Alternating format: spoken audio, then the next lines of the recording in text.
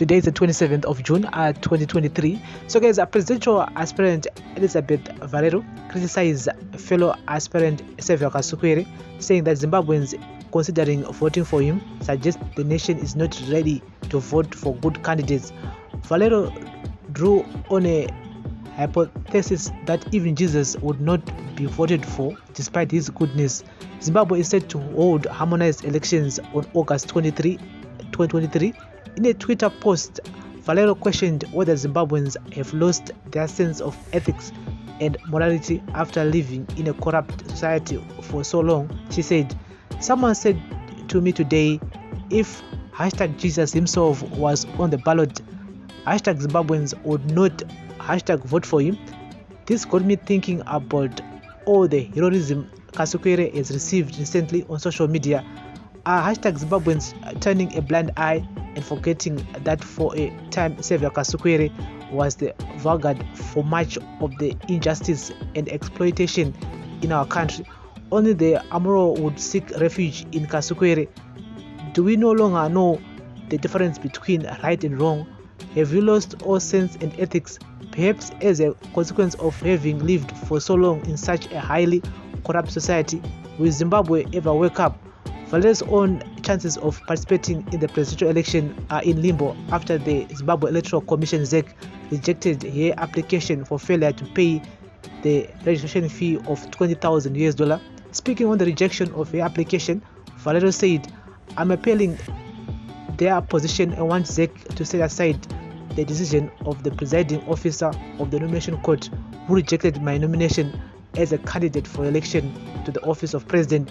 Meanwhile, Kasukuwere, a former local government minister, is registered to contest for the presidency alongside other candidates including the incumbent President Emmerson Mnangagwa, Nelson Chamisa, Douglas Monzora, Labo Maduku, Joseph Usha, Trust Chukwuora, Blessing Kasia Muru, Hubert Archibald Mbaiwa, Winyai Mzorewa, and Harry Peter Wilson.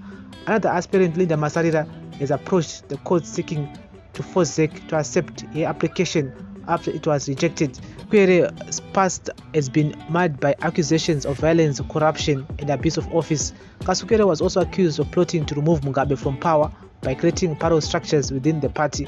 All 10 provinces voted to have him expelled from the ZANU-PF, but the late former President Robert Mugabe and his wife Grace saved him after claiming that his hearing had not been handled well. In 2017, he skipped the country following Mugabe's ouster and was later expelled from ZANU-PF party by a central committee.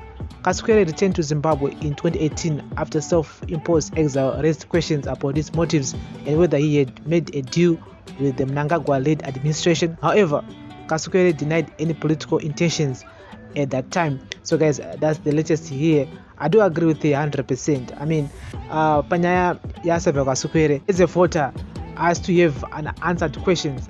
I hope maybe Pacha launch this independent candidates yake Mavika Rutera and Mazwa Rutera will get all the answers that we are looking for, and how he acquired his wealth, how he was handling business during Mugabe time, and these ambitions. I mean, as a candidate for this election, what are his points? Akamirire, what is his ideology?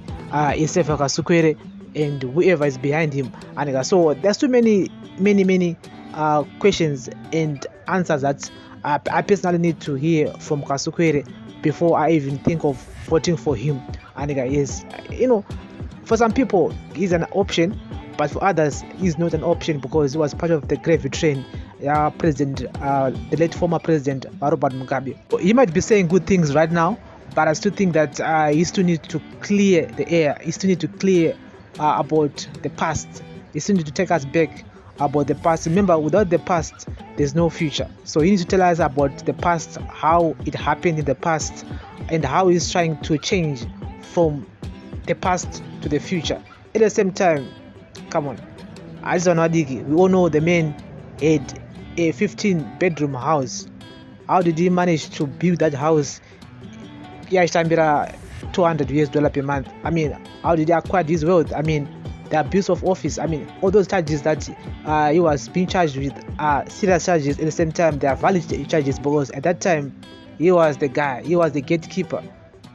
He was the gatekeeper. He was the political commissar of ZANU-PF. Saka as many kangoti let bygones be bygones. No, the men still need to tell us more about the past, and we are so interested. Personally, I'm so interested about it. I want to know if he's a changed person or he just miss the power that he once had during Mugabe time. Anyway, this is a daily news, breaking news, everyday news. Thank you for listening. Thank you for watching. We'll be keeping you guys up to date with the latest here. Amai Velero arikutai wa even Mwari akanza pa ballot paper.